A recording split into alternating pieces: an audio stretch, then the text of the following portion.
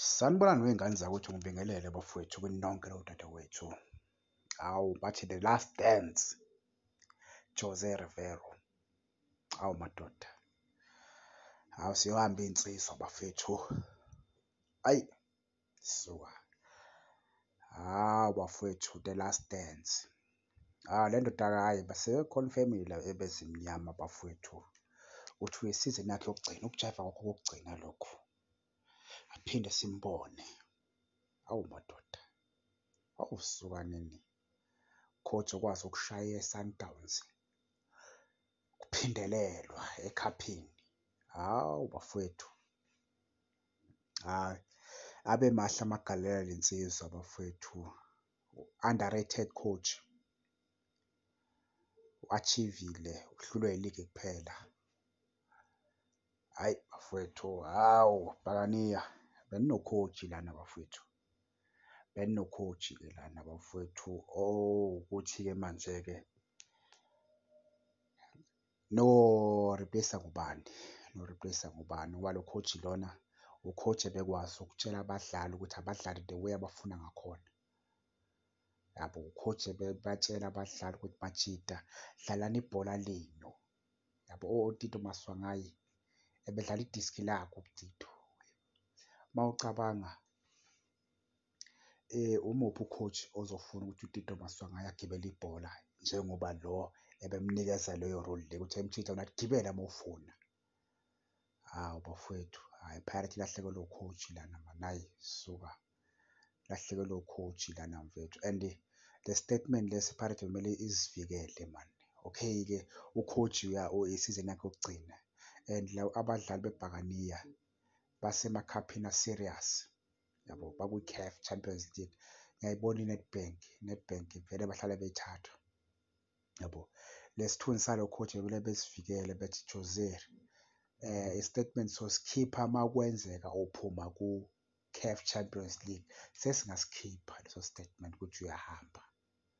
Yabo, hhayi ukuthi nje vele besidalule nje kanjalo nje statement, besidalule.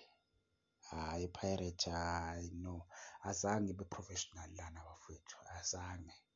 Bekumele yona ihlale phansi ithi no, uJose uze-renew i-contract yakhe uma kuphela isizini.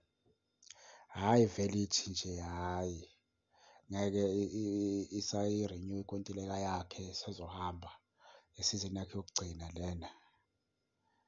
Hhayi Bhakaniya yenze nje iphutha elikhulu lana iy'ngane zakwethu. Abadlali abaningi abafana noTito, uTito, uMofokeng, uNkotha, uMbokazi, kube ubani futhi abadlali abafike phansi kwakhe abaphefoma lo Mjida.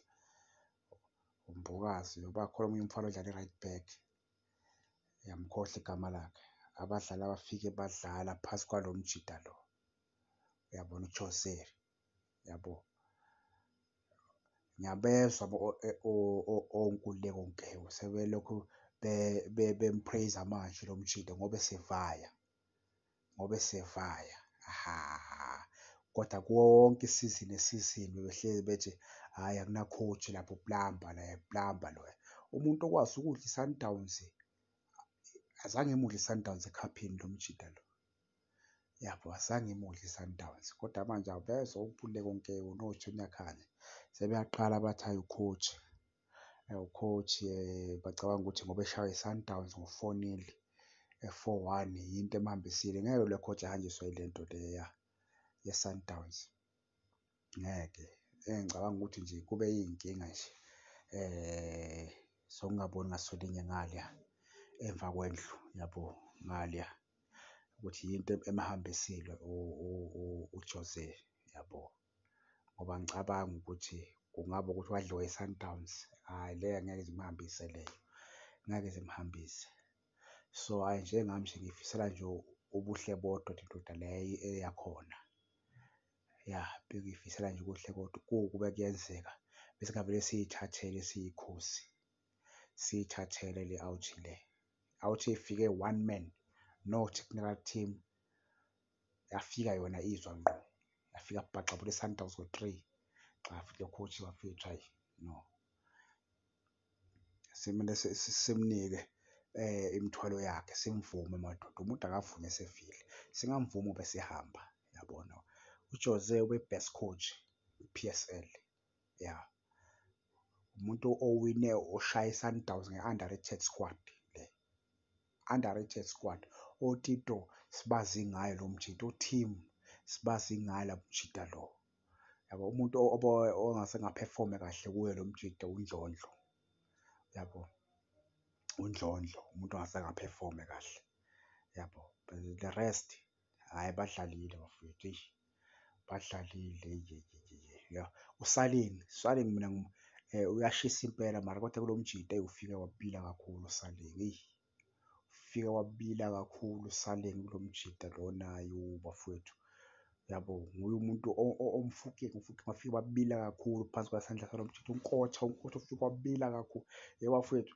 Lo mjida lona ukwazile ukutshela abadlali ukuthi abadlale ngendlela okumele bafuna ngakhona, ngoba even uTito ushilo wathi leya penalty ayishaya kwi-Chiefs kwashiwo yena wathi ayichiphe njengasegrawundini, njengasejimini ngoba uhlala ukwenza. Hawu, ziyohamba iy'nsizwa madoda, hawu siyabonga, hhayi nibe nosuku oluhle ngane zakwethu.